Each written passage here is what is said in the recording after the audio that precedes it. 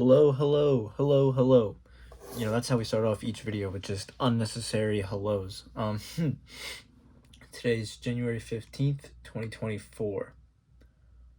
Yesterday was my birthday, so I just want to do a little reflection on it. Namely, yesterday was my 22nd birthday. Childhood is truly over. Now, here's the main thing.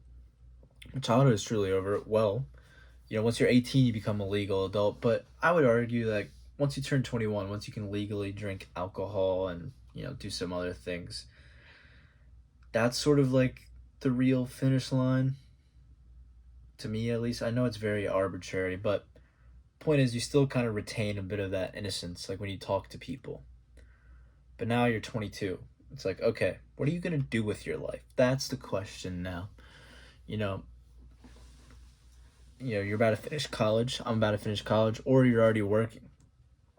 I'm a full adult now. There's no other way around it. I can't travel back in time to when I was 6 years old and start over. In fact, I'll never, be able to go back there. It kind of gave me a mini existential crisis. I know you might be thinking, you're only 22 years old. Why would you get worried about life and being close to death? Well, like I said, I'm a full adult now. I've got big decisions to make. I've got things to do. I've got places to go. It was like, wow, I'll truly never get my childhood back again. I'm not going to be driven to the McDonald's Playland. The next time I'll be driving to a McDonald's Playland will probably be for my children, you know what I mean? Or like young nieces and nephews, even though I don't have brothers and sisters. But you get the idea. It was sort of like a somber realization. It was like, it was a good childhood. It's I don't know, I might be like too definitive with all of this. I might be too realist and sort of, whatever you want to call it. But it was a good childhood. I got to do a lot of things. I'm still friends with like a lot of my childhood buddies, so I carry that piece with me, and my girlfriend I met in high school, so I carry that piece with me. I'm still located where I grew up, so I carry that piece with me. But sooner than later, a lot of that will change, and I'll talk about that in just a minute. But, you know, it's all over. Definitely like the last few weeks with Michigan winning the national championship, 22nd birthday, and the holidays coming to a close. It's definitely made me realize just how, like, you do have to put an effort to cherish moments, and that is absolutely the case. I'm really gonna try and work on that this year. That's a goal of mine, and also to get into coffee instead of drinking an energy drink every day. Those are the two big ones, all right? I'm only 22. um, but yeah, it was a good childhood. And talking about growing up, I was wondering, like, how do you feel about receiving happy birthday messages? Obviously, you know,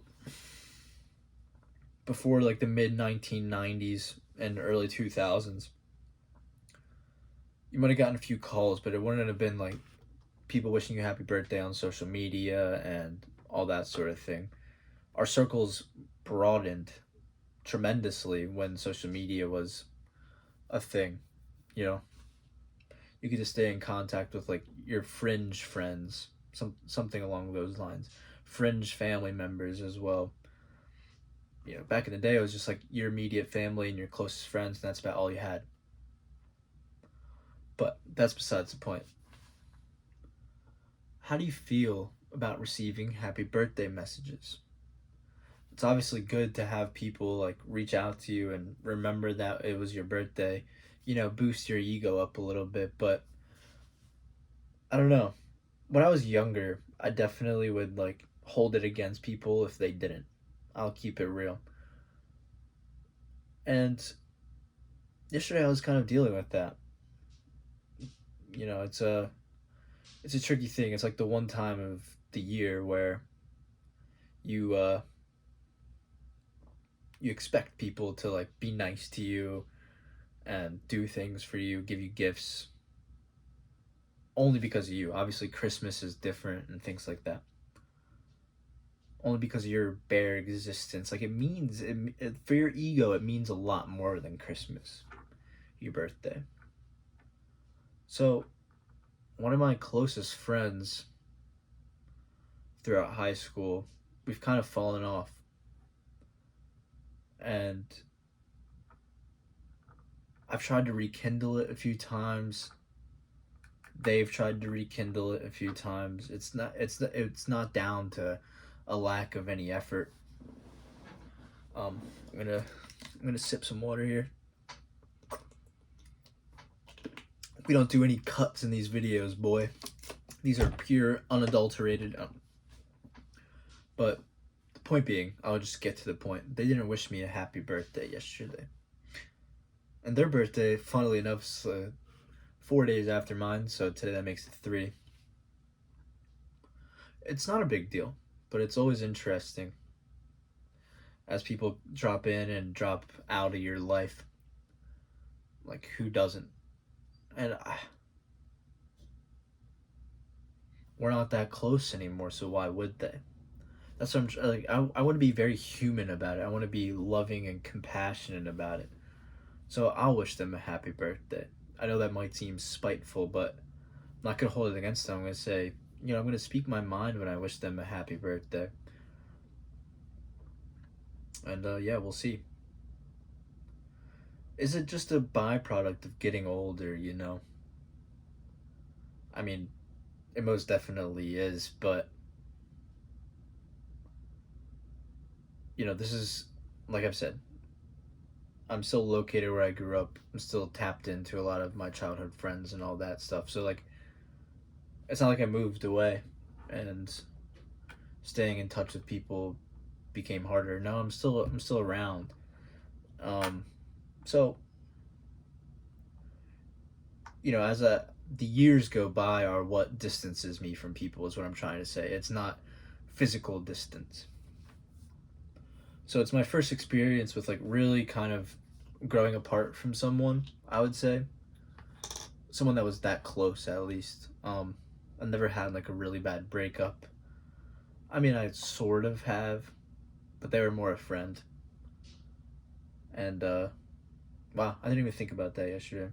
See, that's what I mean. I haven't really dealt with anything.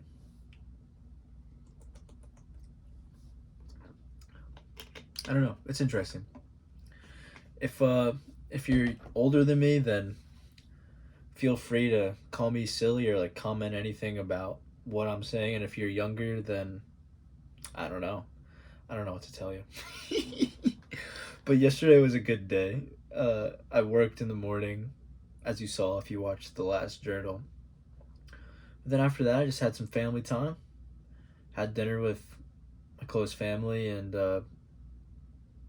talked, and we watched a bit of the Detroit Lions playoff game, which they just won their first playoff game in over 30 years, which is awesome. But another thing I want to say is I feel like my family's kind of getting closer. Maybe it's easier to see now that I'm like more aware of things. If that makes sense. As opposed to previous years, but it just feels like I don't know, it's become a bit more human as like they become a bit more tolerant, let's say. Still not tolerant enough, but don't really need to go there. Um, Today so far has been just whatever. I mean, it was snowing a little bit earlier. Doesn't look like it is now, but I've gone to the gym. It was leg day. I'll probably talk about that tomorrow. I'll try to dig deep and talk about what happened at the gym tomorrow. But I paid for school today, so that hurts. Um, I am in a fortunate position of not having to pay a whole lot for school. That's because I live in a democratic state. Uh, anyways, I haven't done a whole lot besides pay for school and go to the gym. I have been taking some notes for my soccer podcast, Footy Philosophy, if you want to check it out. Besides that, not a whole lot. I've got work in about an hour. So yeah. I've probably been rambling on for long enough. It's a Monday, so I hope you all have a good start to the week and good rest of the week. If there's any Steelers or Bills or Eagles and Bucks fans, good luck tonight. I'll make some predictions. I like to give some predictions. I think the Bills will win. It's going to be cold. I think there might be snow. So, like 23-13, that type of game. Bills to win. And I think they're actually favored by 10. And then the Eagles-Bucks game is a bit more of a toss-up, I think. It's in Tampa Bay, which I think favors both teams. The Eagles' ability to run the ball in warmer, clear weather. And then the Bucks obviously get to be at home. It might be do or die for Nick Sirianni. It probably probably lost a few of you who aren't interested in sports at all, but that's okay. Let's make a prediction. I'm gonna go 27-21 Buccaneers. The Eagles have just struggled big time in these last few games. I don't see how they can get out of it, especially without A.J. Brown. But if they can run the ball, they do have a chance, and I think they will be able to. But I just see the Bucks finding a way to win the game at home. And I kind of would rather, as a Lions fan, I'd rather play the Bucks than the Eagles. Yeah, for sure. But yeah, have a good Monday and the rest of your week.